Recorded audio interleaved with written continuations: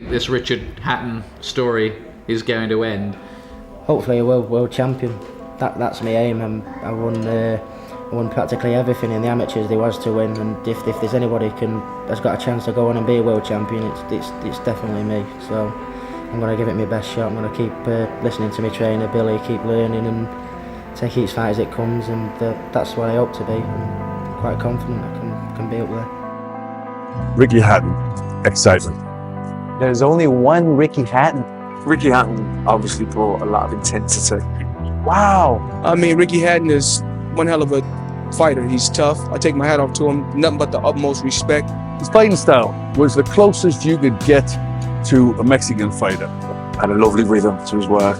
His fan base were unbelievable. Very underrated skills. Ricky's probably one of the funnier people I've met in my life. He's got these one-liner jokes that will make you look at him twice, you know. It was an absolute privilege working with Ricky Hatton at the peak of his career because he was so accessible, such a boy next door. It's the best things in sport when you're retired and seeing each other and still friends. My heroes, don't tell him that though, you already know. Everyone knows he's a great lad. He's crackers, but lovable at the same time. He's related to the average Joe, if you like, you know, me included. Ricky Hatton, he is amazing. People love him.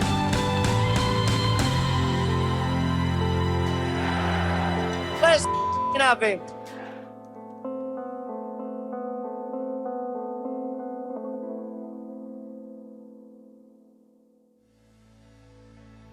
Ricky Hatton had one of the most misunderstood styles of his time. On the surface, he looked like a brawler, aggressive while charging forward at times, but there was always a purpose behind it. In my opinion, he fought in the tradition of the great swarmer stylists, the likes of Henry Armstrong, Joe Frazier, Roberto Duran, and Julio Cesar Chavez, fighters who lacked the height and reach in some of their fights, but turned that into an advantage by closing the distance and unleashing relentless fire at close range. Hatton, in fact, may have been one of the best at implementing this style. He overwhelmed opponents with constant pressure, unleashing lethal combinations of hooks and uppercuts up close, while he forced you to make a choice to move, clinch, or fight back under his terms.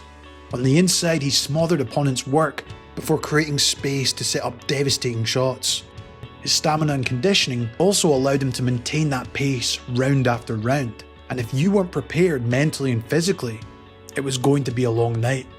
Sooner or later, he'd find the opening, or simply make you break. Hatton's style would have been a nightmare to face, and yet it's often underrated or misunderstood. And in today's breakdown, I want to highlight the key elements that made Ricky Hatton's swarmer style so effective.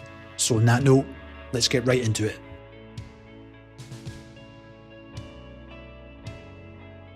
That he's controlling what part of this ring they're in. Yeah, and he's in charge. And he's comfortable. He looks comfortable, and he seems like he feels good about the situation in the ring. One of the most obvious parts about Hatton's style was his sheer aggression. He constantly looked to close the distance and force opponents to fight his fight. In most cases, he was all over you like a rash, but there was a rhythm to his pressure. Hatton often bounced on his feet in that pendulum motion, giving him the ability to step back momentarily, then surge forward again to a mid-range where he could resume the hunt. You know, because the guy's gonna come, has nothing to... Quite heavily as he came off the ropes. But he's not getting in as many of those kind of shots.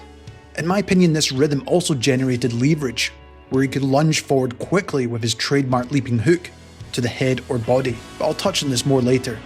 A big part of his pressure also came from his use of feints. These feints were of his feet, head, jab, and even full body movements, creating the hesitation of when he was about to launch an attack, because Ricky could explode forward at any moment. Either opponents were forced backward or drawn into mistakes.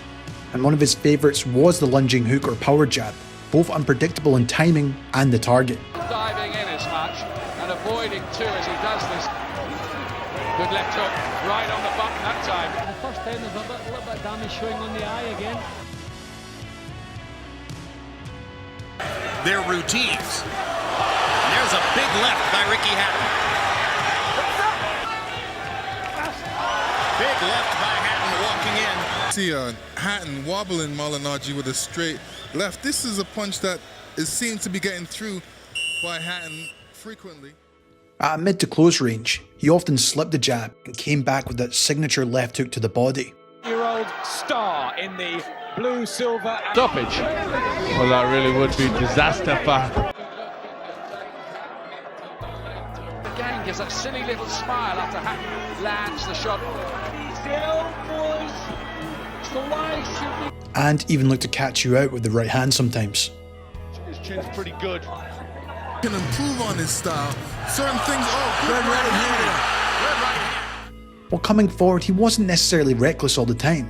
He used defensive tools like parrying with the backhand.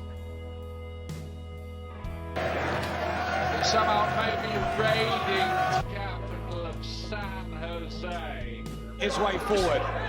Close and what did it remember any other Hatton opponent? Slipping or rolling wide shots. The fight. Harold, how do you have it through 9? Some heads a bit more. If he can keep it out at range, he does have to. I see Harold. It's caused. 2. Physically strong, John Thaxton.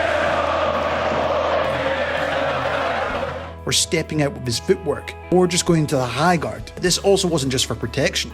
It also let him frame and smother his opponents that would create the punching opportunities. But in my opinion, what truly broke the opponents was through his intensity. Even if they landed clean shots with him coming forward, Hatton would look to reset instantly and came right back, continually cutting off the ring and trapping them on the ropes or in the corner, before getting off his own shots, countering or fighting them on the inside. In fact, this aggression and pressure was the strategy designed to defeat the great Costa Zoo. Even Ricky said it himself. Billy Graham said to me, stay close. If you're closer, you're safer. Zoo's right hand was lethal. You know, if you're on his chest, he can't get it in. You know, so the game plan for, although it was going to be a dangerous one, was to stick to him like glue. Don't let him feel like he can ease into the fight. Set a real hot pace in that first 2, and I think because I won them first 2 quite comfortably, I think Zoo needed, he had to raise his game, which is what I wanted him to do.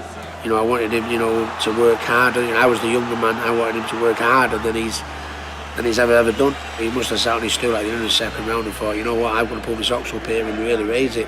What we were working on, our game plan, was working. What is Ricky thinking of? Now he starts to lift it again. Look at the design, and he drives Zhu back against the ropes and off balance of the crowd. The result of aggression and pressure drained opponents physically, perhaps even more importantly, mentally. Keeping up that pace and reacting to every feint, bounce, or powerful burst was hard for any fighter. But Hatton's always been busy all the way through his career. There's been always a great intensity about his work. And in those moments of fatigue or uncertainty, these were the openings Hatton thrived on, especially to the body.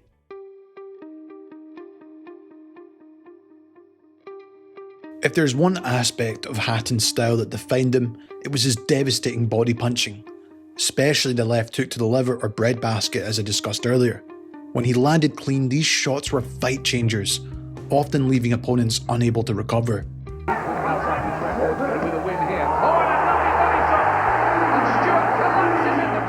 But Hatton rarely threw the shot blindly. He conditioned opponents first. Often he threw lighter shots, such as the jab, touching upstairs to raise the guard or to manipulate it. Or the other way was to throw the straight right hand down the middle, or even the uppercut, to draw the elbows in and up. The moment a gap appeared, he'd whip that left hook to the ribs or midsection, as Ricky himself explained. This was Freddie Pendleton, who was very, very experienced at the time. A little bit past his best, but experienced. So I knew I had to open him up for the body shot. So I used to touch, bang. And that's why I used to.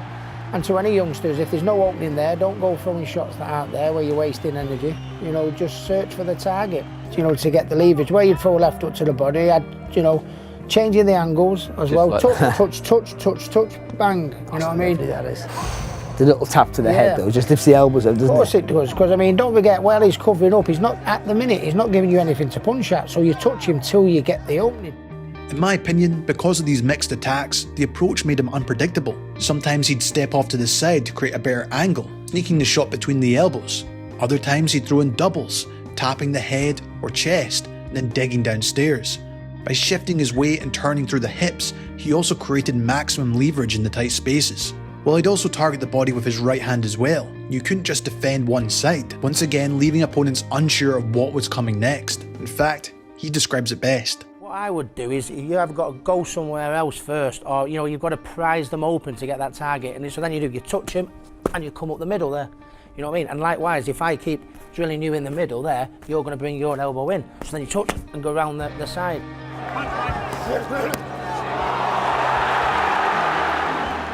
Shot going to the body, picks him up to the head. Looking good here, Hatton. Now the body shot, Pep down again. That's why you saw Frank Warren leap out of his seat. As Pep couldn't take them. Who can? Very few have been able to take these shots. Overall though, I think what made his bodywork so effective was two things: the cumulative toll and the accuracy of the punch. It didn't matter if opponents used a poker face to hide their damage. Their movement slowed, their guard would drop eventually, and the energy would drain. Because round after round, Hatton's relentless targeting broke them down physically and mentally until he crumbled them on the canvas. You've got a lot of arms to protect all that body, and if I just wing away at you, you're going to pick them off nice and easy. But if I go somewhere else first, if I go say there, and then there, you've got more chance of hitting the target, aren't you?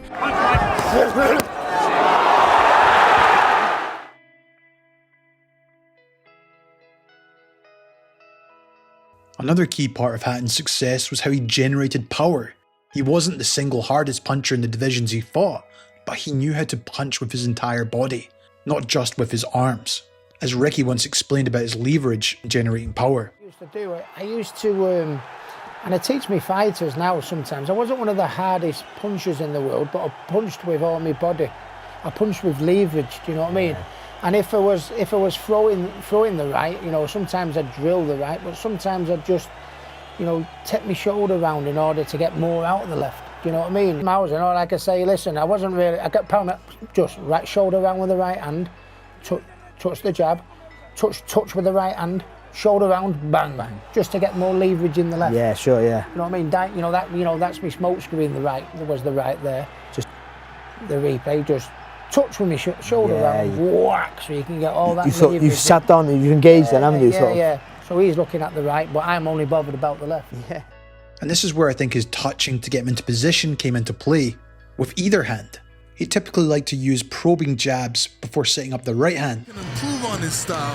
Certain things, Or to get him into position to throw the left hook from a different angle. And the difference in those punches is obvious when you see opponents fold from the shots that didn't even look that bad. It was all about body positioning and mechanics, as he also had to step into a position, putting his weight on the front leg before turning his hips and letting the punch travel short and sharp. It was never a wild swing, but compact and efficient power that carried through his whole frame, digging into the target or through it. And I think Hatton's understanding of using this leverage meant that even up close, in the tighter exchanges, he could find room to generate the force, simply making the most out of his leverage. And right up to the body, right uppercut, to get me leverage in the left. And you whip right across the body, isn't it? Yeah, and that one looked like it missed. You know when they're really good, I should say, when they're really good, it looks like it missed. Yeah. It just like it skims across the body, but it just lifts that diaphragm.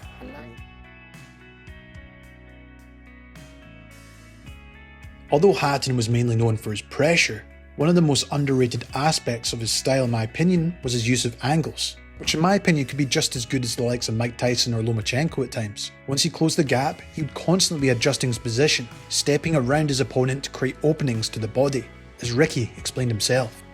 Times out the angle, they have their elbows in, so you switch the angle, body, headshot, switch the angle, get the pit of the stomach. But the footwork there, I think and that, if you can get the pit of the stomach, sometimes if you do your abs and your sit-ups and that, you can solid the sides, but the pit of the stomach, is so a little bit of changing the angle to get the pit of the stomach between the elbows, rather than hit arms and elbows, because you're going to knock your hands up if you're hitting elbows and stuff like that. Brian Coleman's trying to fall in here now. He tries to fall in and smother me, move your feet. Fall in and smother me, move your feet. Wait, just so he can't hold you. Yeah, and wait till the target's there. And this wasn't necessarily about being flashy, but efficient. By quickly shuffling his footwork into a position, it opened up new punching lanes for him, allowing him to sneak in hooks to the body, or letting him get around tight guards. And in my opinion, it's a detail of his style that is quite often overlooked. And although he maybe didn't do it as much as he got older, it was still a brilliant asset when he did use it. And again, these rib crunches now beginning to sink in. And Kyrgios, I fancy, not liking these. And another one, it's a left hook to the body, and it's laid out the Costa Rican.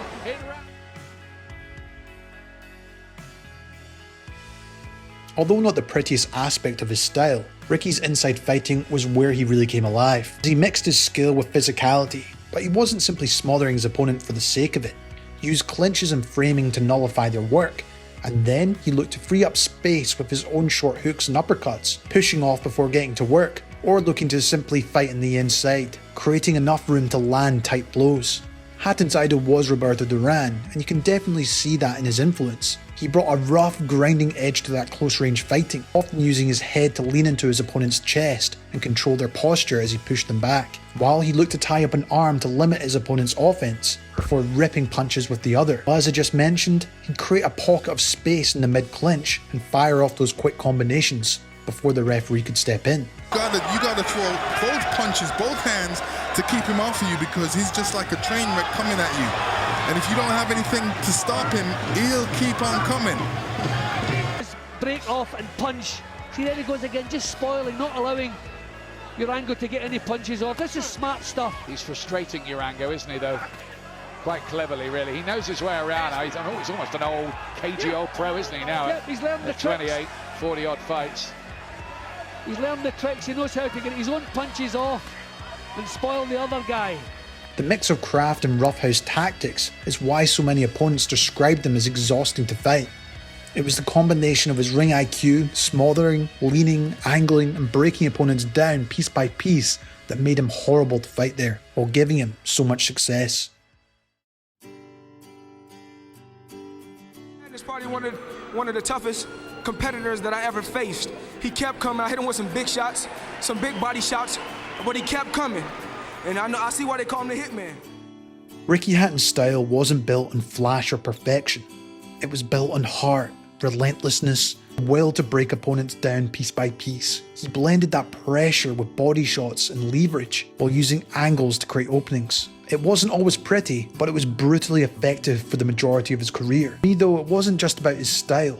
It was the fact he fought for every inch, the way he represented the Brits watching him. He wasn't just fighting for himself, but all those that cheered him on and loved him. He was a throwback to the great swarmers of the past, but also a fighter of the people, and someone the fans could respect due to his determination. When you look back at Ricky Hatton, you don't need to remember the belts or the big nights. You just remember that intensity, the pressure, the body shots, and the courage to keep pushing forward no matter what came back at him. Some call the ring the chamber of truth, a place that reveals what you really have inside you. And there's no denying with his style, he gave it everything in there. Hatton will always be remembered as more than a champion, the people's champion, and one of the most beloved figures British boxing has ever had. This has been Jamie from Boxing Life. I'd love to hear your thoughts on Ricky Hatton. What was your favourite fight? Or what aspect of his style do you think was the most effective? I'd love to know. As always, thank you so much for watching, and I'll see you in the next one. How would you like to be remembered? Well, people will make their own minds up, of how good a fighter they actually think I was. But, I would maybe, in a sentence, the world champion, that was one of us.